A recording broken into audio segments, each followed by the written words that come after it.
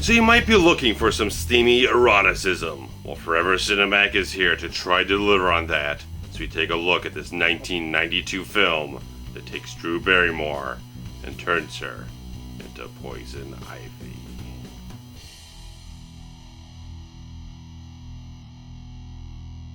Sylvie Cooper is a rich, smart, but misunderstood teenager at a posh private school who's in need of a friend. Enter Ivy, the sexy, streetwise new girl who will do anything to fit in. When Ivy is invited into Sylvie's privileged world, she begins to prey on the turbulence of Sylvie's already strained family. Her mother Georgie is gravely ill, casting a lingering cloud of death over the whole household, and leaving her TV newscaster husband Daryl desperately unsatisfied, driving him to an infatuation with his daughter's new best friend. Thus, Ivy soon weaves a web of seduction over him, poisoning the remaining stability of his family, while abusing the trust of Georgie against them. As Ivy's sinister, deceptive behavior escalates, Sylvie must come to realize that the best friend she thought she had is actually the worst enemy she ever could have imagined. So in the early to mid-90s, it really seemed like the erotic thriller genre was trying to very strongly penetrate into the mainstream, with a lot of high-profile films getting very large marketing campaigns, trying to drum up a lot of provocative, tantalizing, stimulating feelings in people. Unfortunately, most of them were not very successful at the box office, but being a teenager growing up in the 90s, I certainly enjoyed these films. Watching stuff late night on Showtime and everything, I just still have an affinity for these types of films, even though you got stuff on a very wide spectrum of stuff that goes from the kind of light fare that's not very serious, it's very kind of just exploitation, skin flick type of thing, and then you get something on the opposite end of the spectrum, like Poison Ivy, that has a lot of dramatic integrity, delivers a lot of mood and atmosphere and eroticism. It takes a lot of good time to really develop a very strong story, and that's what you have here. The film that also was not very successful theatrically, $3 million budget, came back $1.8 million, but I'm certain that it has grossed a whole lot on home video because it spawned 3 sequels. And Poison Ivy comes to us from director Katt Shea, from a story developed by Melissa Goddard and written by Ruben, from a supposed real-life incident that happened to Melissa Goddard, in which she invited someone into her life as a friend and ended up seducing her father.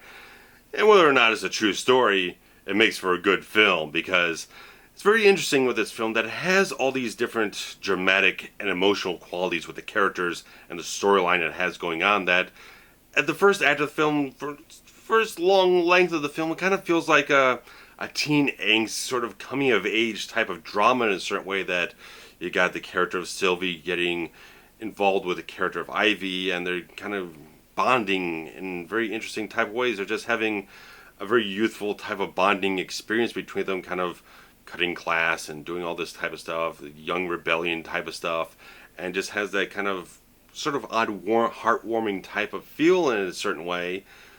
But the film kind of develops and it evolves and it kind of moves into subtly different areas where Ivy starts becoming this character who's kind of, you're not entirely sure why she's doing what she's doing, but she is doing these very sort of slightly sinister type of things behind everyone's back, and it's a very interesting type of thing to behold in this film, how it just kind of weaves all these little things together with all these characters and all these little things. It's very interesting and dimensional characters in the film. Sara Gilbert is someone I've always liked from Roseanne, that she always seemed like she had a certain amount of spirit with what she could deliver, even as young as she was in this film. And she looks a lot younger than she is. She was 17 years old in this film, same as Drew Barrymore. And Sara Gilbert shows that she is a magnificently talented young actress in this film, that she carries the emotional weight of this character in the film very effortlessly, that she just shows that she's got a strength, a conviction to her character. There's a lot of great things with a lot of depth of pain in the character too, with everything that's going on with her family life, between her father and her dying mother.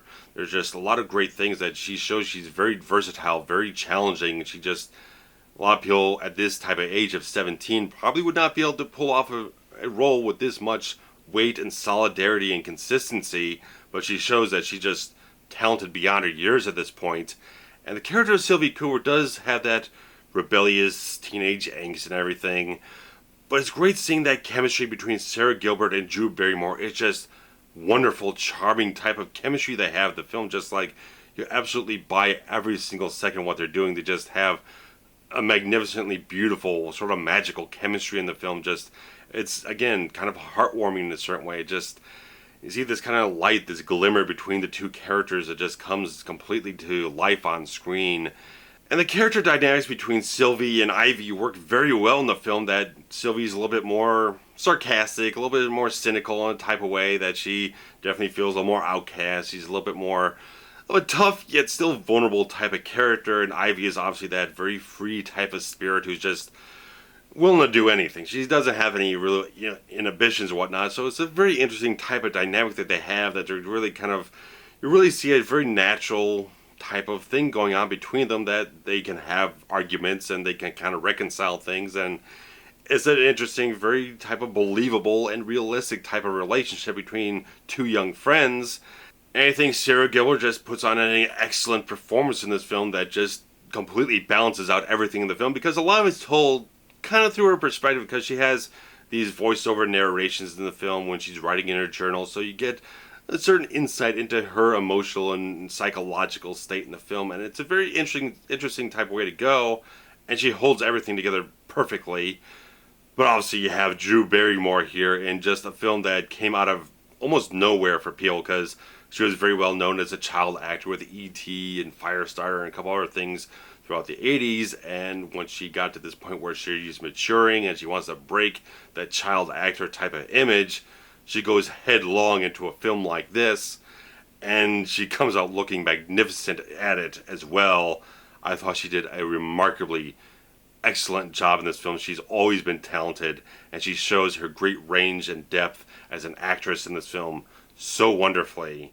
And with the character of Ivy, you definitely see a lot of dimensional emotional qualities with the character, because she definitely has a deep yearning for some type of friendship or family connection, because she doesn't seem like anyone's had anyone to take care of her or care about her throughout her entire life.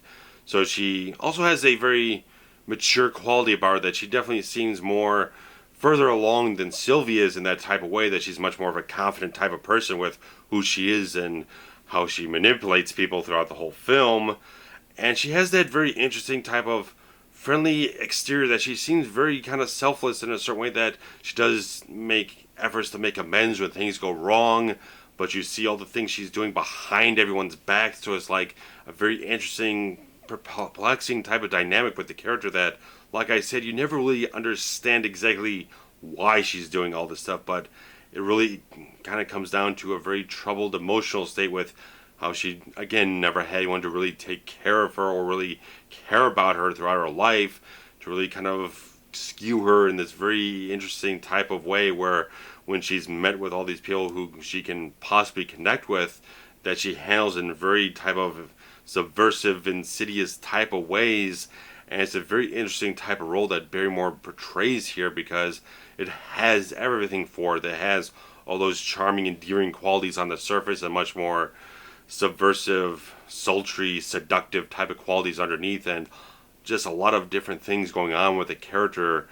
And she is a magnificently talented actress that just brings all this stuff to life, and it's just an amazing performance from her.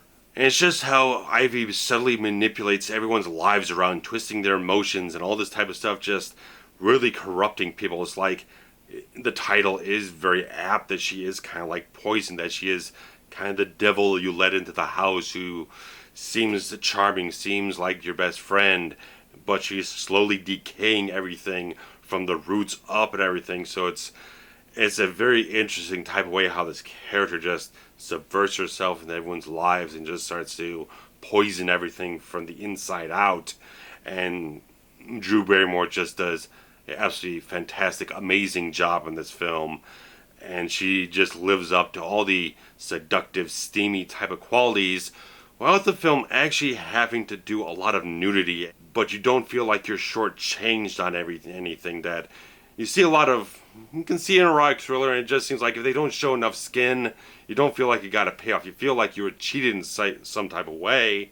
But in this film, that they have so many plot lines going on, so much rich depth of character, and such atmosphere and mood when you get into the erotic scenes that you definitely have a certain amount of satisfaction without having to allow things to get gratuitous, that it uses eroticism as opposed to gratuity in a certain way.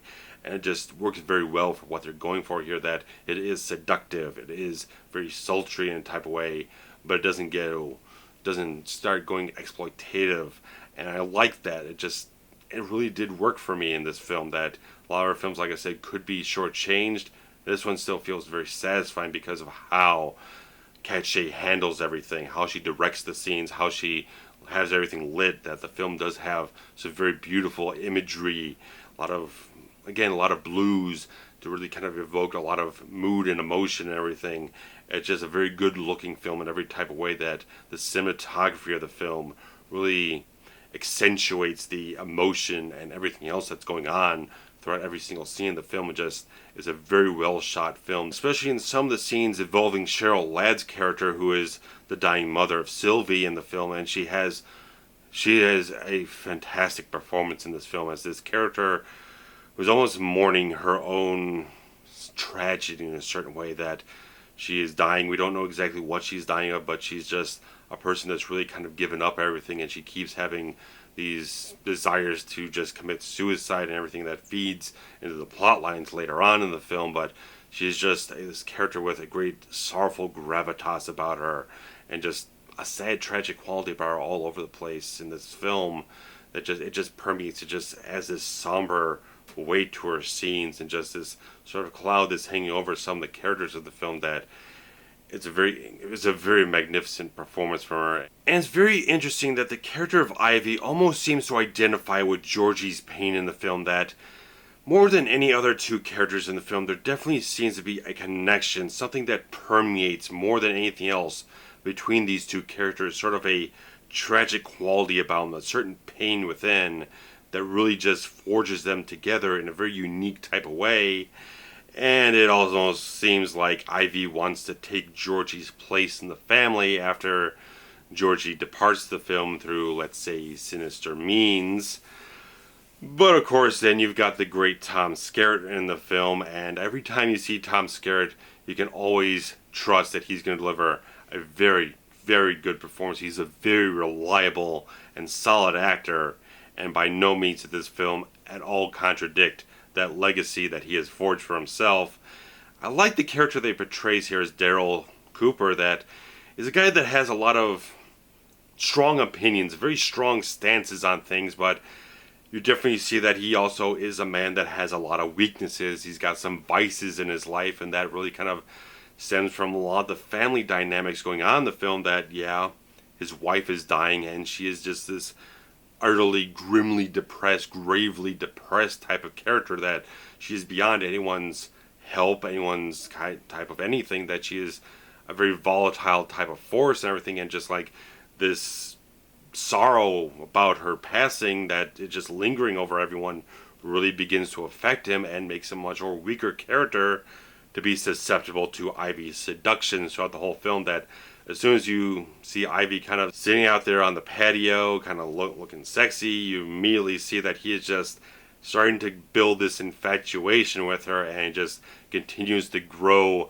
and consume him throughout the whole film, and he's just utterly powerless. He doesn't have the willpower anymore to really kind of not go back to his vices of alcohol or indulging in adultery or whatnot. Just a very complex type of character in that type of way. And with his daughter, she has a lot of problems with him, that he is a guy on TV who voices a lot of political and social opinions that she doesn't agree with, so these two are always at conflict with one another. So there's a lot of great family dynamics, a lot of friction here that just start to wear on this character, and Skerritt just does everything remarkably well in this film. He is just a solid actor that just brings everything that you want from a Tom Skerritt performance. And that strongly feeds into all the emotional weight that the film has, that director Katt really maintains a certain respect and integrity with the story, with all the drama and the characters, everything that they're going through. It never, like I said, goes for anything cheap. It always maintains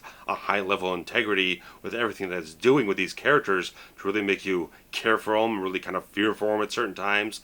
that the film does at certain times become rather tense, that Ivy is sort of a erratic type of character. She's not entirely stable, that unlike a lot of other kind of femme fatale erotic thriller type of antagonists, she's not this well-skilled type of manipulator and killer and all this type of stuff. She is very much just a troubled young woman, and a lot more trouble than most young women are, but it forces a lot of tense, dangerous scenarios in the film, but it doesn't go for anything like someone stalking someone with a knife or something like that. It's very built up with the characters and how they interact and how their stories move along.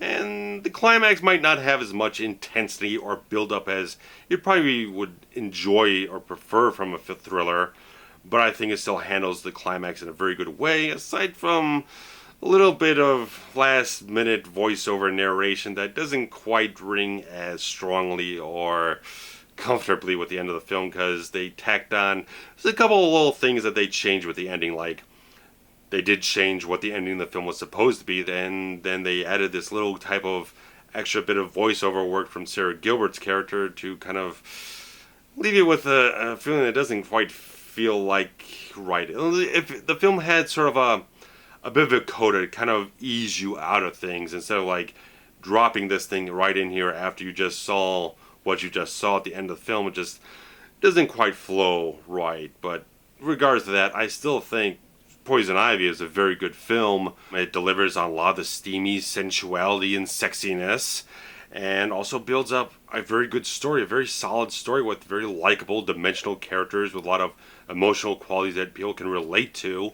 And I thought it was very well done. I thought it was well written. I thought it was very well directed. The acting is top notch throughout the whole film. I really like the sort of haunting, seductive type of score the film had from David Michael Frank. I thought it was very effective, just fed very well into kind of the somber tone in certain moments in time the film had. I just thought it aided and enhanced and accentuated a lot of the stuff throughout the whole film. I thought everything put together in this film was really well executed, and it delivers more than just skin or eroticism. It delivers a whole package of a very well put together and crafted film. I very much enjoyed it. It's not a cheesy film in any type of way. It's very serious and dramatic, and it probably delivers on everything it has to a lot better than most of the sequels that it spawned. But I would definitely recommend Poison Ivy if you enjoy eroticism with a nice, strong, dramatic storyline. And especially if you're a fan of Drew Barrymore, you'll probably have already seen the film, but regardless of that, highly recommend it. I really do. I really think it's very much on the high end of the genre.